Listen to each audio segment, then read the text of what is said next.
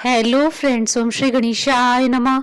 जय श्री कृष्णा। आप सभी का स्वागत है आपके अपने यूट्यूब चैनल पर। फ्रेंड्स, आज हम आपको इस वीडियो में बताने जा रहे हैं माघ मास महात्म्य के पहले अध्याय की कथा के बारे में। फ्रेंड्स, वीडियो शुरू करने से पहले आपसे रिक्वेस्ट है, अगर आप हमारे चैनल पर नए हैं और आपने अभी तक चैनल को सब्सक्राइब नहीं किया है तो प्लीज़ सब्सक्राइब कीजिएगा चैनल को, साथ ही प्रेस कीजिएगा बेल आइकन को, जिससे नए वीडियो से रिलेटेड नोटिफिकेशन आपको तुरंत प्राप्त हो सके। और वीडियो पसंद आने पर वीडियो को लाइक और शेयर जरूर कीजिएगा ताकि सभी भक्तों को इस वीडियो का लाभ प्राप्त हो सके।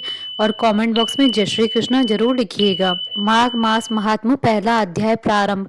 एक समय श्री सूत जी ने अपने गुरु श्री व्यास जी से कहा कि गुरुदेव, कृपा करके आप मुझसे माघ मास का महात्म्य कहिए, क्योंकि मैं आपका शिष्य हूँ। व्यास जी कहने लगे कि रघुवंश के राजा दिलीप एक समय यज्ञ के स्नान के पश्चात पैरों में जूते और सुंदर वस्त्र पहनकर शिकार की सामग्री से युक्त कवच और शोभायमान आभूषण पहने हुए अपने सिपाहियों से घेरे हुए जंगल में शिकार खेलने के लिए अपनी नगरी से बाहर निकले।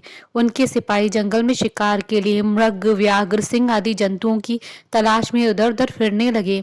उस वन में वनस्थली अत्यंत शोभा को प्राप्त हो रही थी। कहीं कहीं मृगों के झुंड फिरते थे, कहीं गीदड़ अपना भयंकर शब्द कर रहे थे, कहीं गैंडों का समूह हाथियों के समान फिर रहा था, कहीं वृक्षों के कोटरों में बैठे हुए उल्लू अपना भयानक शब्द कर रहे थे, कहीं सिंगों के पद चिन्हों के साथ घायल मृगों के रक्त से भूमि लाल हो रही थी, कहीं दूध से भरी थनों वाली सुंदर भैंसें फिर रही थी, कहीं पर सुगंधित पुष्प, हरी भरी लताएं वन की शोभा को बढ़ा रही थी, कहीं बड़े बड़े पेड़ खड़े थे तो कहीं उन पेड़ों पर बड़े बड़े अजगर और कैंचुलियां भी पड़ी थी।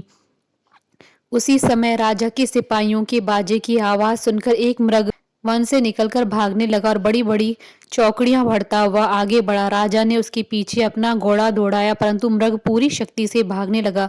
मृग कांटेदार वृक्षों के एक जंगल में घुसा और राजा ने भी उसके पीछे वन में प्रवेश किया, परंतु दूर जाकर मृग राजा की दृष्टि से ओझल होकर निकल गया। राजा निर्जन वन में अपने सैनिकों सहित प्यास के मारे अति दुखी हो गया।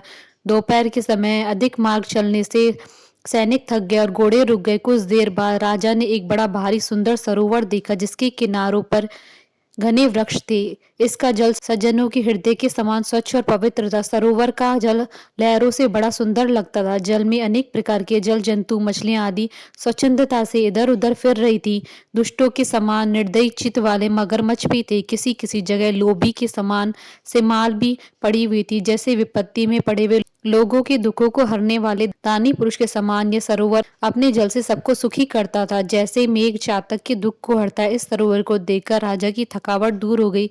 रात्रि को राजा ने वहीं विश्राम किया और सैनिक पहरा देने लगे और चारों तरफ फैल गए। रात के अंतिम समय में शूकरों के एक झुंड ने आकर सरोवर में पानी पिया और कमल के झुंड के पास आया। तब शिकारियों ने सावधान होकर शूकरों पर आक्रमण किया और उनको मारकर पृथ्वी पर गिरा दिया। उस समय सब शिकारी कोलाहल करते हुए बड़ी प्रसन्नता के साथ राजा के पास गया और राजा प्रभात हुआ देखकर उनके साथ ही अपनी नगरी की तरफ चल पड़ा, जिसका शरीर तपस्या और नियमों के कारण बिल्कुल सूख गया था, जो मृग छाला और वकल पहने हुए था और नख, रोम तथा केश धारण किए हुए था।